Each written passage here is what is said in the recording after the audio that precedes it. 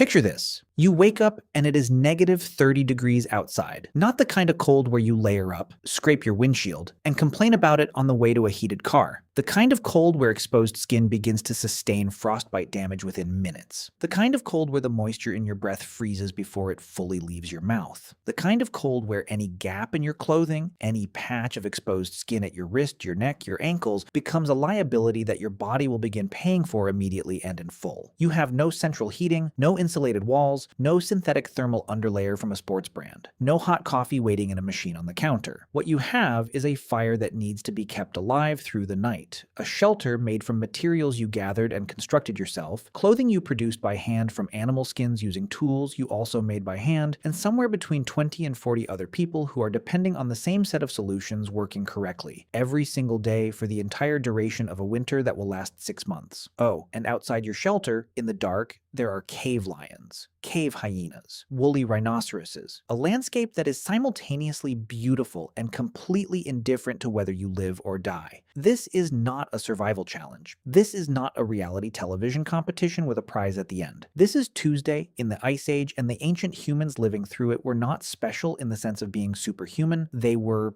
people, biologically essentially identical to you, with the same body, the same brain, the same basic vulnerabilities to cold, hunger, and predation. And they survived. Not barely, not accidentally, not by luck alone, but systematically, repeatedly, across tens of thousands of years, through some of the most extreme climate conditions our species has ever inhabited. So the question worth spending real time on is not whether they survived. The question is how. What did ancient humans actually do, think, build, wear, eat, and organize to make survival in the freezing ice age not just possible, but sustainable across generations? Because the answer is not simple, and it is not what most people expect. It involves technology more sophisticated than you probably imagine, social structures more complex than the popular image of cave-dwelling brutes suggests, and a relationship with the frozen landscape around them that was intimate, detailed, and accumulated over lifetimes of direct experience. Start with the cold itself, because understanding what ancient humans were actually dealing with requires calibrating the mental image most people carry. The last glacial maximum, the peak of the most recent ice age, approximately 20,000 years ago, was not a single uniform deep freeze spread evenly across the planet. Ice sheets covered enormous portions of the northern hemisphere, extending across what is now Canada, Scandinavia, and significant parts of northern Europe and Asia. But the areas where ancient humans actually lived in large numbers were not under those ice sheets. They lived in the unglaciated zones south of the ice front, the Mammoth Steppe, a vast, cold, windy grassland that stretched across much of Eurasia and supported an astonishing density of large animal life. Temperatures in these zones during glacial maximum winters were brutal by any modern standard, regularly reaching -20 to -30 Celsius in the coldest periods, with wind chill pushing effective temperatures lower still. But they were survivable, and ancient humans had been surviving in cold environments for long enough before the glacial maximum that the adaptive toolkit they brought to the coldest periods was already well developed. The Ice Age did not catch ancient humans unprepared. It was, for many populations, the environment their ancestors had been refining survival strategies for across many thousands of years. The first and most foundational of those strategies was shelter, and this is where the popular image of Ice Age, people living in caves, needs significant revision. Because caves, while used when available and appropriately located, were not the primary shelter solution for most ancient groups across most of the Ice Age landscape. The Mammoth Steppe was largely open grassland with limited cave availability, and groups needed to follow animal migrations across wide territories. You cannot do that if your housing strategy depends on finding a cave exactly where you need to stop. The solution ancient humans developed was constructed shelter, portable or semi-permanent structures built from whatever materials the landscape provided. On the open steppe, the most significant building material was mammoth bone. Excavated sites in Eastern Europe and Russia, most famously at locations like Mezhyrich and Mezin in present-day Ukraine, have revealed the foundations of structures built from mammoth skulls, jawbones, shoulder blades, and long bones arranged in interlocking patterns to create walls and frameworks. These were not crude piles of bones. They were engineered structures, with heavier bones used as foundation elements, curved bones used to create arched or domed profiles, and smaller bones filling gaps in the structural frame. The frameworks were almost almost certainly covered with hides stretched over the bone structure and weighted or secured at the base, creating insulated enclosures that dramatically reduced the wind exposure and heat loss that made the open steppe lethal in deep winter. The engineering knowledge required to build these structures was not intuitive, selecting which bones worked best for which structural roles, understanding how to interlock curved elements to create stable arched forms, knowing how many hides were needed to cover a given frame, and how to secure them against wind. This was accumulated technical knowledge, passed down through generations of builders, refined through trial and error across many construction seasons. The people building mammoth bone shelters were not improvising. They were executing a known, practiced construction method that worked, and the evidence in the archaeological record suggests they returned to the same shelter sites repeatedly, rebuilding or reusing structures across multiple seasons. In forested regions where wood was available, ancient groups built timber-framed shelters, structural approaches that also required significant technical knowledge about selecting appropriate timber, managing green versus seasoned wood, and creating stable joinery without metal fasteners. Hide covering remained the primary insulating layer in most cases, with the quality and preparation of those hides being critical to the shelter's thermal performance. Now, here is the part that separates survivable shelter from actually warm shelter: the fire inside it. Fire management during the Ice Age was not simply a matter of keeping a flame burning. It was a technical discipline with its own knowledge base, its own material requirements, and its own set of practices that accumulated across generations. The fuel available on the open steppe was limited: woody scrub, dried grass, animal dung, and bone. Bone fuel is less intuitive than wood, but burns with significant heat once established, and ancient groups living in areas with abundant large animal remains appear to have relied on it heavily as a primary fuel source.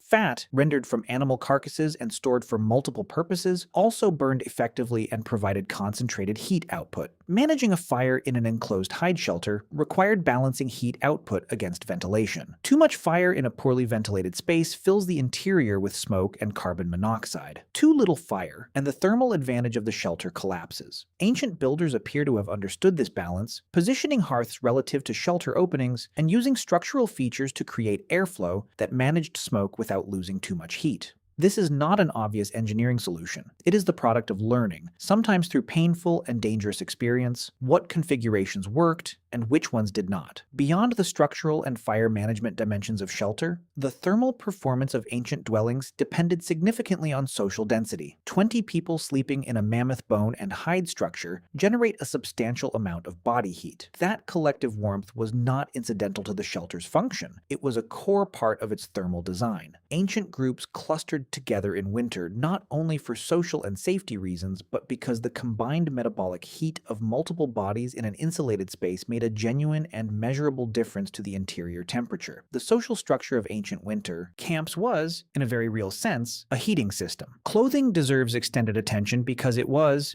in many respects, the most critical technological achievement of Ice Age survival, the one that made everything else possible. A human being in the open air at negative 25 degrees Celsius without adequate clothing is dead within an hour or two. With adequate clothing, that same human can be productive and mobile for hours. The difference between those two outcomes is entirely dependent on the quality of the insulating layers between the person's skin and the outside air, which means the quality of Ice Age clothing was not an aesthetic or comfort consideration. It was a life and death calculation. Ancient clothing technology was far more sophisticated than most people appreciate. The presence of bone needles at Ice Age sites, needles fine enough to thread sinew no thicker than modern thread, indicates the production of tailored, fitted garments with multiple components and closed seams. This matters enormously because the thermal performance of clothing depends critically on fit. A garment with gaps at the wrists, ankles, or neck loses heat through convection at those gaps in ways that dramatically reduce its overall insulating effectiveness. Inuit clothing technology, which represents the most refined cold weather clothing system ever developed by any human culture, and which almost certainly builds on traditions stretching back into ancient times, achieves its extraordinary thermal performance through layering and fit. An inner layer worn with the fur against the skin, an outer layer worn with the fur facing outward, and careful tailoring that closes off convective pathways at every opening. By the way, if you want to go even deeper into the secret lives of ancient humans, I just launched a full course called The Secret Lives of Ancient Humans. 10 modules,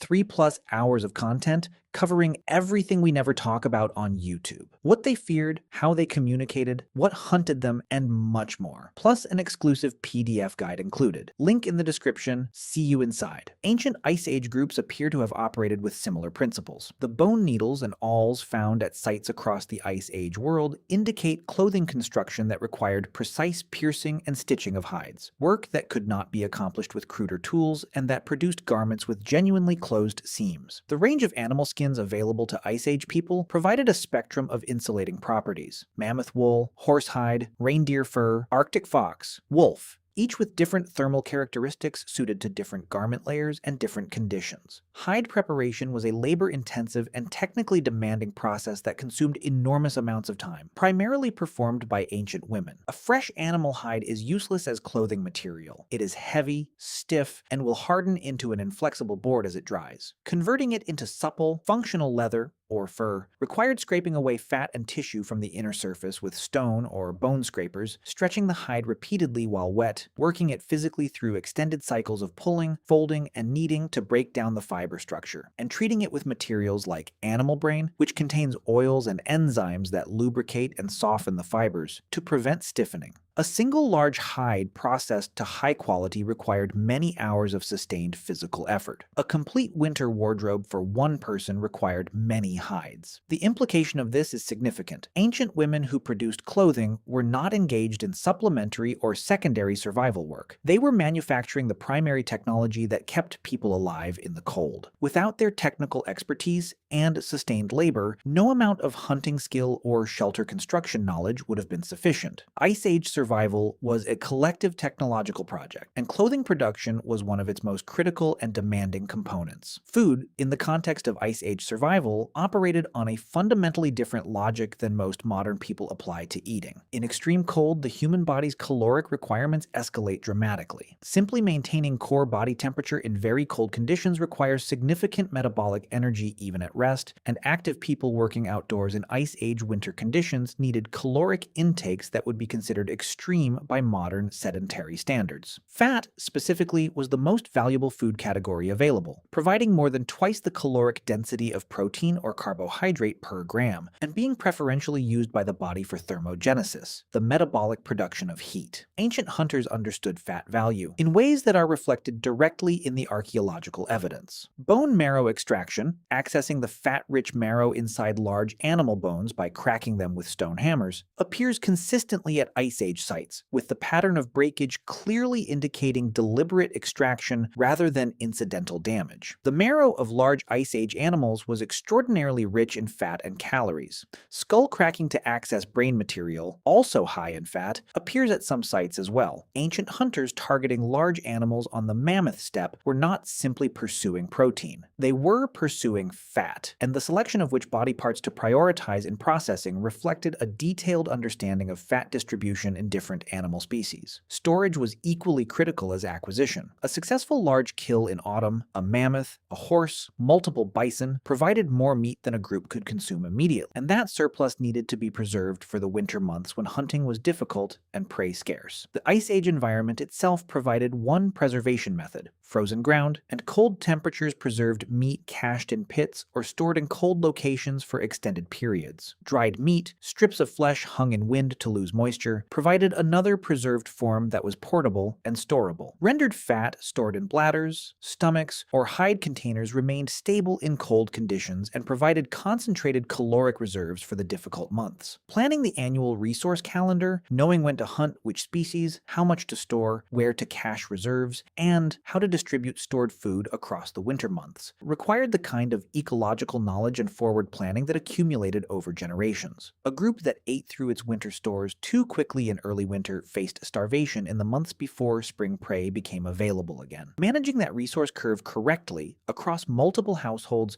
across the full duration of an Ice Age winter required social coordination mechanisms and decision-making structures that extended well beyond individual self-interest. Social organization was, in fact, one of the most critical survival technologies ancient groups possessed, and one of the least visible in the popular imagination, which tends to focus on physical artifacts rather than social structures. Ice Age winter groups were not simply collections of individuals happening to occupy the same shelter, they were organized communities with differentiated roles, reciprocal obligations, collective resource management systems, and social norms that coordinated behavior in ways that made group survival possible. Sharing norms were fundamental. In an environment where individual hunting success was variable and unpredictable, where a group might have abundant food one week and very little the next, systems for distributing food across the group, regardless of who had produced it, created a form of collective insurance that smoothed out the volatility of individual fortune. A hunter who shared generously from a successful kill could expect the same from others when his own hunt failed. This reciprocity was not merely altruistic sentiment. It was a risk management strategy operating over a time horizon of months and years, and maintaining it required social enforcement mechanisms, reputation, obligation, the memory of who had given and who had taken, that were sophisticated and carefully maintained. Knowledge sharing operated on similar principles. The information held by different members of an Ice Age group, ecological knowledge about animal movements, technical knowledge about tool production and repair, medical knowledge about treating cold injuries and illness, was collectively more valuable than any individual's share of it. Creating conditions under which people shared that knowledge freely rather than hoarding it as individual advantage required social structures that rewarded sharing and discouraged monopolization of critical information. The oldest members of ancient groups were the repositories of the rarest and most valuable knowledge, the memories of previous crises and how they had been navigated. An elder who had survived a similar winter 40 years ago, who remembered where the group had found food when primary sources failed, who knew which alternative strategies had worked and which had made things worse, was a survival resource of the first order. The consistent presence of older individuals in Ice Age group structures was not accidental or sentimental. It was functional. Their knowledge was irreplaceable in exactly the situations where it was most needed. Psychological resilience was the dimension of Ice Age survival that no artifact can fully capture, but that was no less real for its invisibility in the archaeological record. 6 months of cold and darkness and confinement and food stress, repeated year after year, imposed psychological demands on ancient humans that were significant and real. The social and cultural practices that ancient groups maintained through winter, storytelling, music, the making of art and personal ornaments, the performance of rituals that gave meaning and structure to the difficult season, were not luxuries or distractions from survival. They were maintenance of the psychological and social coherence that made survival possible. A group that fell apart under winter stress, that dissolved into conflict, hoarding, and mutual distrust, was a group that died. A group that maintained its social bonds, its shared identity, its collective commitment to mutual support through the worst months. That was a group with a genuine survival advantage. The cultural practices that maintained those bonds were as functionally important as the bone needles and the mammoth fat and the hide shelters. Ancient humans survived the freezing Ice Age because they were not dealing with it as individuals. They were dealing with it as groups equipped with accumulated technological knowledge, sophisticated social organization, detailed ecological understanding, and cultural practices that maintained the human capacity for cooperation under extreme stress. The cold was real. The danger was real. The hardship was real and unrelenting and sometimes fatal. But so was the knowledge. So was the skill. So was the social intelligence that turned a group of biologically unremarkable primates into a community capable of sustaining itself through conditions that would end most modern people within days. The Ice Age did not pause for ancient humans. It did not moderate itself out of consideration. It showed up every winter with everything it had. And ancient humans showed up back with everything they had figured out across thousands of years of hard experience. And here you are, descended from the ones who kept figuring it out, sitting somewhere warm, which is either a triumph of human ingenuity or a very comfortable irony, depending on how you look at it.